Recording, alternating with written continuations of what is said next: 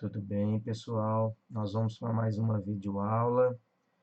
Hoje nós vamos tratar do Luigi Wittgenstein, tratado lógico-filosófico, um tema importante dentro da filosofia, né? Uma rápida aí comparação, né, entre o tratado lógico-filosófico e as investigações filosóficas. É importante a gente fazer essa observação, essa análise de comparação, para perceber então a radicalidade, né, na mudança do pensamento do Wittgenstein. O Wittgenstein, nas investigações filosóficas, ele é crítico de si mesmo, ele faz uma análise profunda, né, do seu interior, das suas reflexões filosóficas, a ponto de abandonar essa forma sistemática, né, e precisa que ele tem no tratado filosófico, ou no tratatus, né, filosóficos. Ele chamou então de um álbum de anotações e esboços e paisagens, às vezes saltando assim rapidamente de um tema ao outro, usando imagens e muitas metáforas. Então ele faz algumas diferenças, né, na maneira de tratar a filosofia e a maneira de conduzir a explicação e a reflexão crítica que ele faz a respeito do tratado filosófico e das investigações filosóficas. No tratado, ele pretendia romper com a visão tradicional da filosofia, que dava muita prioridade à função designativa, né, de designar da linguagem, a linguagem enquanto aquela que vai estabelecer definições, né?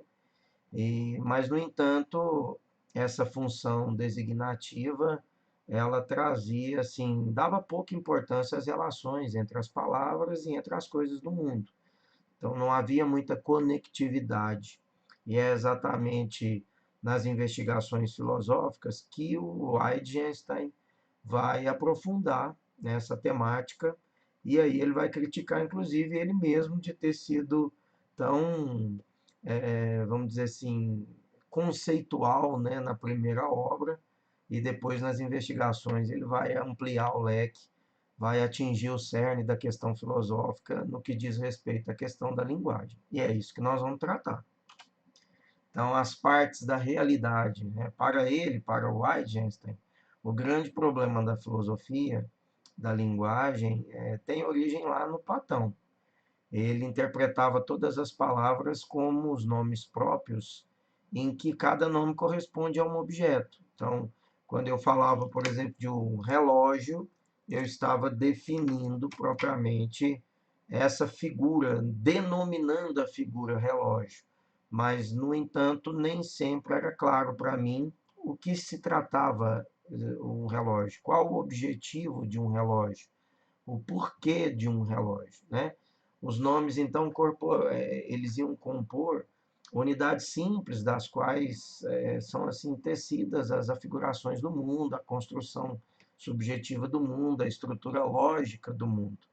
Sempre seria possível, segundo Einstein, reduzir essas unidades mais complexas de significados e elementos mais simples. Então, era sempre importante para a gente analisar essa realidade, traduzindo essa realidade em elementos mais objetivos, com uma significação mais clara, mais objetiva, não só de definição, mas sobretudo dos porquês, de entender como todo, como esse objeto ele preenche o nosso universo cognitivo, o nosso universo de pensamento, e como que os conceitos, como que a interpretação dessa linguagem pode necessariamente ajudar o ser humano a entender também melhor a vida, o objetivo de cada um desses objetos, entre eles o relógio, como o exemplo que eu dei para vocês agora há pouco.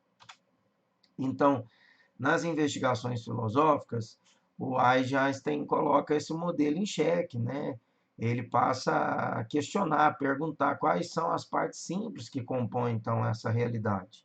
Vamos dar o exemplo aqui que tem no próprio slide, olha.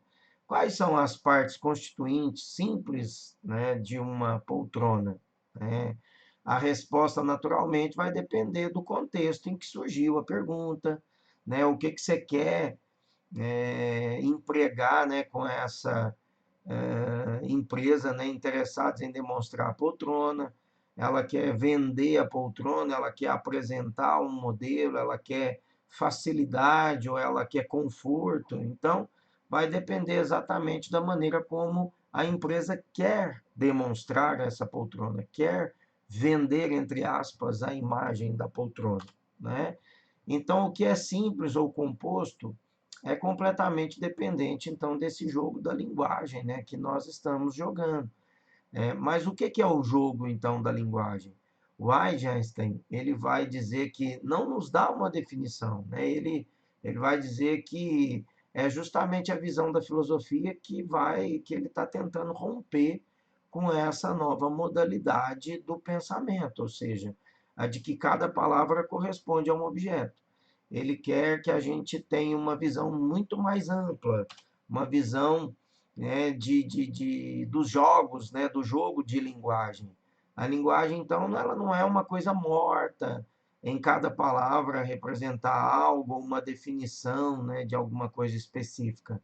Ela é uma atividade humana, ela representa uma postura cultural, ela está engajada dentro de um processo histórico, né? Os jovens, por exemplo, olha, adoram usar termos diferenciados, né? Que correspondem ao seu grupo, uma gíria, por exemplo, né? Mas fora dele, poucos compreendem. Então, quer dizer, às vezes eu uso uma linguagem cifrada que a gente utiliza na internet, no WhatsApp ou alguma rede social, mas fora do meu ambiente, fora desse nicho do qual eu faço parte, às vezes não é tão simples assim eu me fazer compreender. Às vezes não é tão simples para que o jovem se comunique com outras faixas etárias ou com grupos distintos daqueles com os quais ele está acostumado a conviver, que ele está acostumado a relacionar. Então, radical, né, já foi usado para designar algo maneiro, legal, massa, né, um sujeito legal, gente boa, né, mas pode ser considerado aí o sangue bom ou mesmo moral, né, dependendo do lugar onde a gente vive e da maneira como essas expressões são utilizadas. Por exemplo, vamos pegar o termo mandioca. Em alguns lugares é mandioca, outros lugares é aipim, outros lugares é macaxeira. E necessariamente estão dizendo a mesma coisa. Todas elas significam o termo mandioca. No entanto, vai ter sentidos diferentes por região, né? Em determinados lugares vai ter um sentido diferente. E é exatamente esse jogo de linguagem que o Einstein quer propor para a gente, que a filosofia tem que tratar e tem que analisar. Então, a ideia desses jogos de linguagem rompe com essa visão mais tradicional, né? De que bastava a gente aprender uma língua, uma norma, né, aos objetos, ou uma norma culta que define, que qualifica os objetos, né? Imagine que você está em um passeio turístico e se perdeu do seu grupo, né? No lugar em que você está, a população não fala o seu idioma, ou você não fala o idioma local, né? Então, o que aconteceria, né? Como que você faria para se comunicar numa situação igual a essa? É o exemplo que o Einstein quer trazer para nós. Talvez, olha, você tentasse se comunicar primeiro por mímica, ou tentasse desenhar o que você queria dizer, ou queria falar para alguém. Os nativos falariam alguma coisa da língua deles. E você talvez repetisse essa mesma palavra ou palavras, né, na esperança de estabelecer algum tipo de diálogo, de comunicação com essas pessoas. Talvez um bocado, né, de paciência vocês, dentro desse exemplo aí do turista que se perdeu, acabassem por se entendendo, entendendo uma história, ou acabaria tendo um final feliz, né, de compreensão entre as pessoas. Naturalmente, o que o Einstein quer dizer para nós? Ele quer falar que há mais equívocos do que acerto, muitas das vezes, né? Isso porque mesmo gestos, né, que para nós seriam talvez banais, sem muita importância, como acenar a cabeça, ou como fazer um termo igual positivo, né, poderiam significar coisa diferente. Se eu usar esse termo positivo, né, legal, positivo na nossa cultura ocidental, eu estou dizendo alguma coisa extremamente pejorativa na cultura oriental. Então, Esse símbolo que para nós é legal, na cultura oriental já é um xingamento que está associado com outros gestos e símbolos que na nossa cultura equivale a um xingamento, equivale a uma ofensa, equivale a tratar as pessoas com falta de educação ou até mesmo com uma forma agressiva, né, de conduta. A linguagem, então, ela tem uma forma de vida, olha. Designar objeto é parte importante da linguagem. Eu preciso saber que isso aqui é um relógio, ou eu preciso saber que isso daqui que eu estou olhando é uma câmera, né? Eu preciso, de fato. Mas mesmo a criança, né, quando está aprendendo a falar, ela não é capaz de entender todas essas indicações, né? Mímica, por exemplo, ou um piscar de olhos, ou um olhar que é deixado nas entrelinhas, né? Justamente porque elas ainda desconhecem o significado, o sentido dessa palavra ou dessa mímica com a qual a gente está estabelecendo uma relação de comunicação. Então, o Einstein, ele vai ilustrar o quê? Quando mostramos um objeto para uma criança e dizemos, este é o rei, né? Essa elucidação só passa a fazer sentido para ele quando ele compreende que o rei que você está apontando para ele faz parte de um jogo, né? Uma peça do jogo de xadrez. A criança já sabe o que é uma figura do jogo, então aí ele vai associar essa figura do jogo com a imagem do rei, né? O que pressupõe, então, que ela está jogando com outros elementos que compõem, então, a linguagem. É muito mais fácil, então, aí ela compreender a nossa comunicação, aquilo que a gente quer atingir, aquilo que a gente quer tocar nas pessoas, né? Então, aprendendo uma língua não pode ser visto apenas como um mero aprendizado, na designação de palavras de objetos isolados. Indica, né, segundo o Einstein, que a gente quer também se fazer compreender, né? Há um elemento secundário dentro desse processo aí para a criança, né, que também apropria de um determinado entendimento do mundo. Ele vai passar a reparar o mundo, a entender o contexto social, a entender como que as coisas se relacionam e qual é o sentido de você usar uma palavra numa situação e usar essa mesma palavra numa outra situação já com sentido diverso. Olha o que está grifado aí em amarelinho no seu slide. A criança aprende junto com a linguagem, né? Uma determinada forma de vida, um comportamento humano, um comportamento cultural, histórico. Então, as formas de vida, de jogos, de linguagem, constituem as categorias centrais da nova imagem, na linguagem elaborada por Einstein. Então, nessa nova imagem, a linguagem é sempre ligada a uma forma de vida determinada, contextualizada, que vai explicar um momento, ou que vai explicar ou contextualizar uma realidade fática social.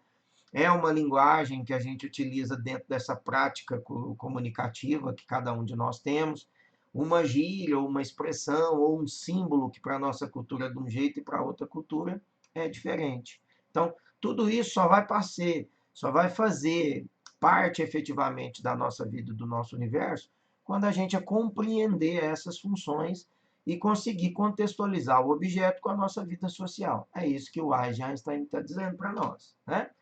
Eu espero que tenha me feito aí compreender. Esse tema é um tema fácil, mas vez ou outra recorrente em provas, e eu espero que de uma maneira ou outra eu tenha contribuído para o seu entendimento, viu? Valeu demais a presença de vocês aqui comigo e até a próxima aula, tá bom? Um grande abraço.